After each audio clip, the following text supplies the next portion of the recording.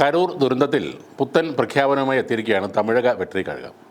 ദുരിതം ബാധിച്ച കുടുംബങ്ങളെ ടി.വി.കെ ഏറ്റെടുക്കുമെന്നാണ് പ്രഖ്യാപനം. ബന്ധുക്കൾക്ക് ഇൻഷുറൻസ് പദ്ധതി ഏർപ്പെടുത്തും.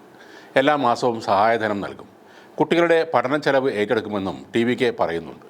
കരൂർ ദുരന്തത്തിൽ CBI അന്വേഷണം നടത്താൻ ഉത്തരവിട്ടുകൊണ്ടുള്ള സുപ്രീംകോടതി വിധിക്ക് പിന്നാലെയാണ് ടി.വി.കെ ഇക്കാര്യം അറിയിച്ചത്. ടി.വി.കെ അധ്യക്ഷൻ വിജയ് ഒക്ടോബർ 17-ന് കരൂർ സന്ദർശിക്കും. കഴിഞ്ഞ ദിവസമാണ് കരൂരിൽ 41 പേരുടെ മരണത്തിന് ഇടയാക്കിയ ദുരന്തത്തിൽ CBI അന്വേഷണം പ്രഖ്യാപിച്ചത്. അന്വേഷണത്തിന് പ്രത്യേക സംഘത്തെ നിയോഗിച്ച മദ്രാസ് ഹൈക്കോടതി ഉത്തരവ് റദ്ദാക്കിക്കൊണ്ടായിരുന്നു സുപ്രീംകോടതിയുടെ നിർദ്ദേശം.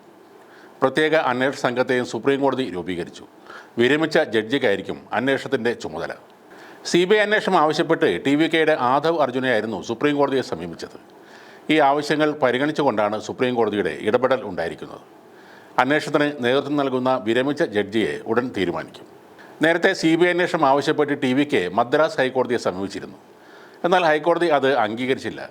അതിനെതിരെയാണ് ടി.വി.കെ സുപ്രീംകോടതിയെ സമീപിച്ചത്. കരൂർ ദുരന്തത്തിൽ ഏറെ പഴികേട്ട വിജയ്ക്ക് ആശ്വാസം പകരുന്നതാണ് ഇപ്പോഴത്തെ CBI അന്വേഷണം. സെപ്റ്റംബർ 27-ന് കരൂർ വേലിച്ചാമിപുരത്ത് ടി.വി.കെ സംഘടിപ്പിച്ച റാലിയായിരുന്നു അപകടം വരുത്തിവെച്ചത്. 6 മണിക്കൂർ വൈകിയാണ് വിജയ് ആ പരിപാടിക്ക് എത്തിയത്. അതിനകം തന്നെ ആളുകൾ തളർന്നു തുടങ്ങി. വിജയ് പ്രസംഗിച്ചു തുടങ്ങിയോടെ ആളുകൾ കുഴഞ്ഞു വീണു.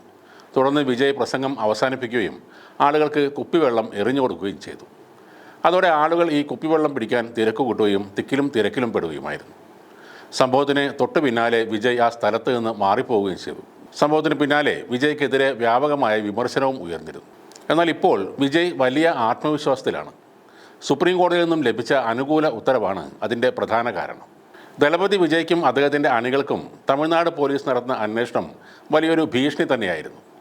അറസ്റ്റിലായ ടി.വി.കെ ജില്ലാ സെക്രട്ടറി ഇപ്പോഴും റിമാൻഡിലാണ്. പ്രതി ചേർക്കപ്പെട്ട സംസ്ഥാന നേതാക്കളെല്ലാം ഒളിവിലുമാണ്.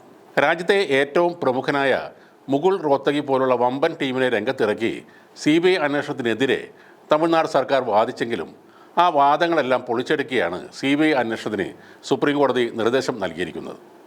ഇതോടെ കരൂരിൽ 41 പേർ മരിച്ച സംഭവം അന്വേഷിക്കാൻ തമിഴ്നാട് സർക്കാർ രൂപീകരിച്ച ജസ്റ്റിസ് അരുണ ജഗദീശൻ്റെ അന്വേഷണത്തിൻ്റെ പ്രസക്തി കൂടിയാണ് നഷ്ടമായിരിക്കുന്നത്. നിലവിൽ കേസ് അന്വേഷിക്കുന്ന പ്രത്യേക അന്വേഷണ സംഘത്തിൽ നിന്നും CBI കേസ് ഏറ്റെടുക്കുന്നതോടെ കളി ഇനി മാറുന്നത് ഡൽഹിയിലേക്കാണ്. സ്റ്റാലിന് യാതൊരു സ്വാധീനവുമില്ലാത്ത സ്ഥലമാണ് ഡൽഹി. മുൻ മന്ത്രിയും കരൂർ MLA-യും DMK-യുടെ പോരാളിയുമായ സെന്തിൽ ബാലാജി ഉൾപ്പെടെയുള്ള DMK നേതാക്കളെ ചോദ്യം ചെയ്യുന്ന അവസ്ഥയിലേക്ക് CBI നീങ്ങുമ്പോൾ അത് സംസ്ഥാന ഭരണകൂടത്തിന് ഉണ്ടാക്കുന്ന പ്രതിസന്ധിയും ഏറെ വലുതായിരിക്കും.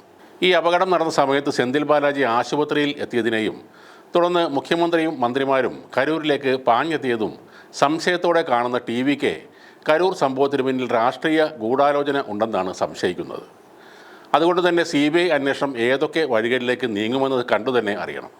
എന്തായാലും അസ്വാഭാവികമായ പലതും കരൂരിൽ സംഭവിച്ചിട്ടുണ്ടെന്നത് ജനങ്ങളുടെ മാത്രമല്ല മാധ്യമപ്രവർത്തകരുടെയും സംശയമാണ്. DMK സർക്കാരിന് വീഴ്ത്താൻ ലഭിക്കുന്ന ഒരവസരവും പാഴാക്കാൻ കേന്ദ്ര സർക്കാരും തയ്യാറാവില്ല. CBIയുടെ കണ്ടെത്തലുകൾ എന്തെങ്കിലും DMK-ക്കെതിരായാൽ ഒരു വിട്ടുവീഴ്ചയും ഉണ്ടായിരിക്കില്ല. മാത്രമല്ല ഈ അവസരം ഉപയോഗിച്ച് ടി.വി.കെയെ മുന്നണിയിൽ എത്തിക്കാനും BJP ശ്രമിക്കും. ഇപ്പോൾ തന്നെ BJP-യും പ്രധാന പ്രതിപക്ഷ പാർട്ടിയായ അണ്ണാ DMK-യും ടി.വി.കെ അനുകൂല നിലപാടിലാണ് ഉള്ളത്. വിജയ് കൂടെ സഹകരിച്ചാൽ സ്റ്റാലിൻ്റെ ഭരണം എന്നേക്കുമായി അവസാനിപ്പിക്കാം എന്നാണ് BJP കണക്കുകൂട്ടുന്നത്. ഇതുവരെ തങ്ങളാണ് ഓടിയതെങ്കിൽ ഇനി ഓടാൻ പോകുന്നത് DMK ആണെന്നും CBI അവരെ ഓടിക്കും എന്നുമാണ് ടി.വി.കെ പ്രവർത്തകർ ഇപ്പോൾ പറയുന്നത്. കരൂരിൽ 10,000 പേർ പങ്കെടുക്കുമെന്ന് പ്രതീക്ഷിച്ചിടത്ത് 2 ലക്ഷത്തോളം പേർ എത്തിയതായാണ് വിവരം. DMK റാലിക്ക് അനുവദിച്ച ഈ സ്ഥലം ടി.വി.കെക്ക് നൽകാതിരുന്നതും ആവശ്യമായ പോലീസ് സുരക്ഷ ഏർപ്പെടുത്താതിരുന്നതും ഇൻ്റലിജൻസിൻ്റെ പരാജയവുമാണ് ദുരന്തത്തിന് കാരണമായെന്ന വിമർശനങ്ങൾ അന്ന് തൊട്ട് ഉയർന്നിരുന്നു. ഈ റാലിയിലേക്ക് നുഴഞ്ഞു കയറിയ അക്രമികൾ വിജയ് പ്രസംഗിച്ചുകൊണ്ടിരിക്കുമ്പോൾ ചെരുപ്പ് എറിഞ്ഞത് റാലി കലക്കാനാണെന്നും ദൃശ്യങ്ങൾ പുറത്തു വന്നപ്പോൾ തന്നെ വ്യക്തമായിരുന്നു. കുറച്ചുനാൾ വിജയും ടി.വി.കെയും പരിഭ്രാന്തിയിലായിരുന്നു എന്നത് നേര് തന്നെയാണ്. എന്നാൽ ഒരൊറ്റ ദിവസം കൊണ്ട് താൻ കെട്ടിപ്പൊക്കിയ ജനപ്രീതിയും രാഷ്ട്രീയ ഭാവിയും തകർന്ന് തരിപ്പണമാകുമെന്ന് വിജയും കരുതിയതാണ്. പക്ഷേ തമിഴ്നാടിൻ്റെ രാഷ്ട്രീയം മാറ്റിമറിക്കുന്ന സംഭവവികാസങ്ങളാണ് ഇപ്പോൾ നടക്കുന്നത്. വിജയിൻ്റെ ചിറകിലേറി BJP-യോ അല്ലെങ്കിൽ BJP-യുടെ കരം പിടിച്ച് വിജയോ തമിഴ്നാട് രാഷ്ട്രീയത്തിലെ നിർണായക ശക്തിയായി മാറിക്കൊണ്ടിരിക്കുകയാണ്.